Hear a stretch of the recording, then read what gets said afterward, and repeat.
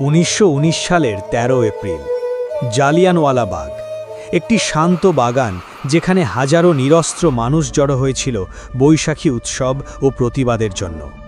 হঠাৎই ব্রিটিশ সেনাবাহিনীর কর্মকর্তা জেনারেল ডায়ার তার সৈন্যদের নিয়ে প্রবেশ করে।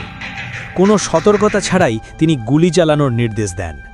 কয়েক মিনিটের মধ্যে সেই শান্ত বাগান রক্তে রঞ্জিত হয়ে ওঠে।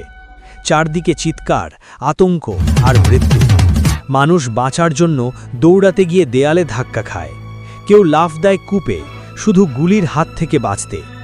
সরকারি হিসেবে শত শত আর বাস্তবে হাজারের বেশি মানুষ প্রাণ হারায়। নিরস্ত্র মানুষের ওপর এই নির্মম হত্যাযজ্ঞ বিশ্বকে স্তব্ধ করে দেয়। এই ঘটনা শুধু একটি হত্যাকাণ্ড ছিল না, এটি ছিল ব্রিটিশ শাসনের নিষ্ঠুরতার এক জ্বলন্ত প্রমাণ। জালিয়ানওয়ালাবাগ আজও স্মরণ করিয়ে দেয় স্বাধীনতার মূল্য কতটা রক্তে।